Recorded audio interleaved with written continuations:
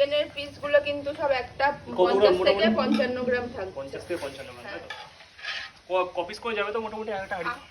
একটা পিস হিসাবে তো করা যায় না ওরকম, যতটা আর কি ধরে ততটাই করেই দিই। মানে 3 হাঁড়িতে টোটাল চিকেনটা চলে আসবে। টোটাল 7 কিলো চিকেন 3টে হাঁড়িতে আমি ডিভাইড করে দেবো। আর যখন তোমরা যেটা বলছিলে যে 180 টাকা যে মানে তখনও কি এমন টাইপের চিকেনের পিস যাবে? হ্যাঁ হ্যাঁ একদম। বুঝতে পেরেছি। চলে যাচ্ছে তো টাকা একটু আছে। প্রচুর কোয়ান্টিটি চিকেন আছে। চিকেনগুলো কিন্তু চলে যাচ্ছে। আগে একটু অন্যভাবে রান্না হতো, এখন একটু অন্যভাবে রান্না হয়। সামনে আরেকটু অন্যরকম ভাবে হবে। না এটাই ঠিক আছে, এটা আমার একটু তাড়াতাড়ি হেল্প হচ্ছে, যেহেতু ওটাতে অনেকটা বেশি টাইম লাগছিল। আচ্ছা একটা কথা, এই হাঁড়িগুলো কি তোমরা আবার ইউজ করো নাকি? এই হাঁড়িগুলো আমি এক দুবার করে করছি এখন। এক হাঁড়ি দুদিন করে ইউজ? হ্যাঁ এখন 2 দিন করে করছি। যেমন এই দুটো দেখতে পাচ্ছ পুরো নতুন, আর ওটা আগের দিনের। আর এটা ফেটে যায় না? না